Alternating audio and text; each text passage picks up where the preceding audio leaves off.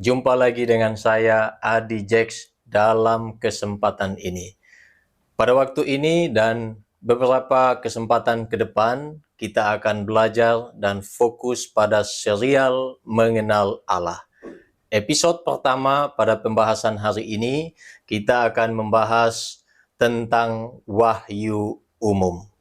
Cukupkah wahyu umum itu sebagai sarana untuk mengenal Allah? Itu menjadi pertanyaan utama bagi kita untuk memahami topik ini. Kata penyataan berasal dari bahasa Yunani yaitu apokalipsis. Itu bisa diterjemahkan sebagai penyataan atau wahyu. Kata kerjanya adalah apokalupto. Apokalupto mempunyai makna menyingkapkan rahasia atau menyingkapkan sesuatu yang tersembunyi. Maka dengan definisi ini kita bisa memahami apa itu penyataan. Penyataan umum adalah tindakan Allah yang secara umum dinyatakan kepada manusia yang tujuannya dengan semua sarana umum itu kita bisa mengenal Allah. Tetapi persoalannya, cukupkah penyataan umum itu untuk sungguh-sungguh mengenal Allah yang sejati itu? Penyataan umum yang dinyatakan oleh Tuhan kepada kita dinyatakan dalam dua hal. Yang pertama, dinyatakan secara tidak langsung. Yang kedua, dinyatakan secara langsung. Penyataan Allah secara tidak langsung dinyatakan melalui alam semesta, melalui langit dan bumi ini, dan semua yang ada di dalamnya. Semua ciptaan ini bertujuan supaya manusia bisa menyadari dan memikirkan bahwa di balik semua ini ada pencipta, ada penyebab dari semua sesuatu sehingga bisa ada. Melihat matahari, melihat bulan, melihat bintang-bintang dan semua ciptaan Tuhan yang lain. Tuhan mau memakai semua itu supaya kita melihat apa yang terjadi di balik itu dan siapa yang menjadi penyebab dari semua itu. Tidak hanya sebatas melihat apa yang kita lihat. Sehingga dalam konteks ini kita tidak dibolehkan oleh Sang Pencipta, Sang Penguasa Allah yang sejati itu untuk menyembah ciptaan. Kita tidak bisa menyembah matahari, tidak bisa menyembah bulan, dan semua ciptaan yang lain kecuali hanya menyembah Allah. Itu tujuan dari semua yang ada dalam konsep dan konteks penyataan umum. Mazmur 19 ayat 2 mengatakan kepada kita, langit menceritakan kemuliaan Allah dan cakrawala memberitakan pekerjaan tangannya. The heavens declare the glory of God, and the sky displays His handiwork.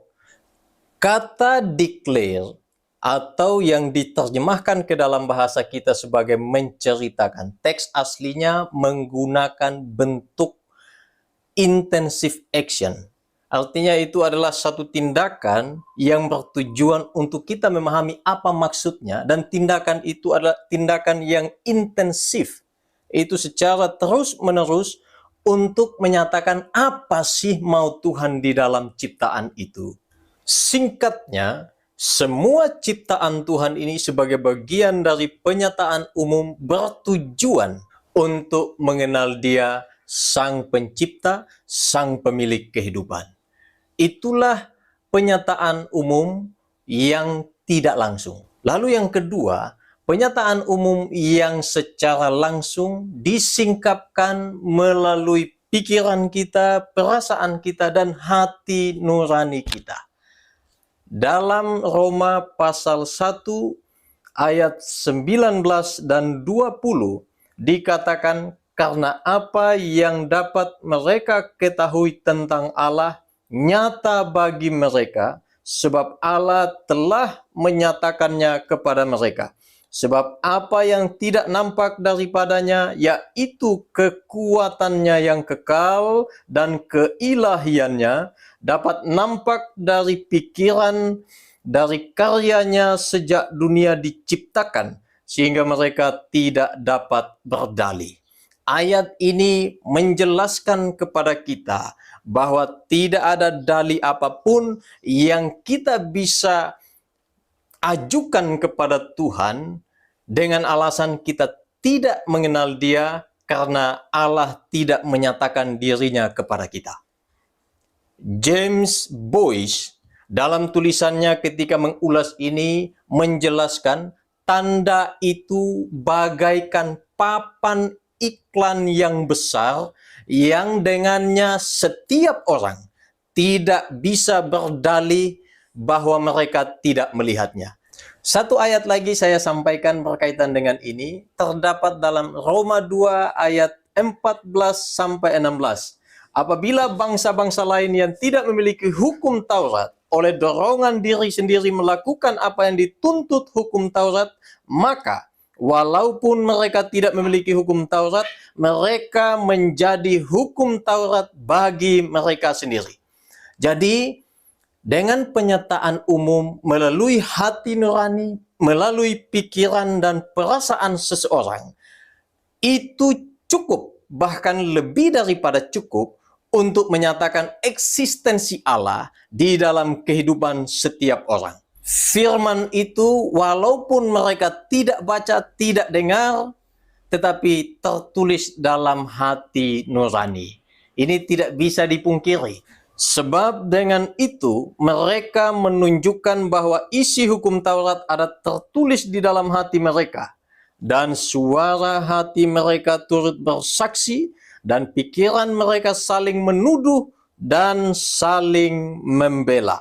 Hal itu akan nampak pada hari bila mana Allah sesuai dengan Injil yang kuberitakan akan menghakimi segala sesuatu yang tersembunyi dalam hati manusia oleh Kristus Yesus. Salah satu contoh praktis bahwa setiap orang bahkan yang belum dengar firman Tuhan, firman itu sudah tertulis dalam hati mereka masing-masing, adalah menghormati orang tua.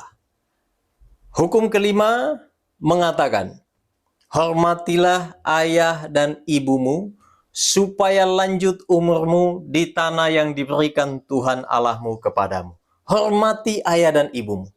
Sobat Epitel, silakan perhatikan dimanapun. Tidak ada yang bertentangan dengan hukum ini. Dan secara umum, di dunia manapun, mengajarkan supaya anak menghormati orang tua. Dimanapun, tidak ada yang setuju dengan pembunuhan, pencurian, dan dosa-dosa yang dinyatakan di dalam firman Tuhan. Istimewa dalam 10 hukum. Dari bagian-bagian ini, kita bisa memahami bahwa memang benar, walaupun firman tidak sampai ke telinga mereka, tetapi Tuhan menulis firman-Nya di dalam hati sanubari masing-masing orang. Dengan itu, Tuhan memakai untuk menyatakan kebenarannya kepada setiap orang yang tidak peka akan panggilan mengenal Allah. Nah, sekarang kita kembali pada pertanyaan awal. Cukupkah penyataan umum untuk mengenal Allah? Dari sekian penjelasan saya, maka kita tarik kesimpulan, belum cukup. Itu baik karena Tuhan beri bagi kita, tetapi tidak cukup untuk mengenal Tuhan dan Allah kita yang sejati. Tidak cukup untuk mengenal Dia sebagai Allah penebus, sebagai Allah Maha Pengampun, sebagai Allah yang berinisiatif dan berkorban untuk menyelamatkan orang yang berdosa. Kita butuh sesuatu yang lain. Dan hal ini akan kita bahas minggu depan di serial Mengenal Allah episode yang kedua. Sampai jumpa, Tuhan memberkati.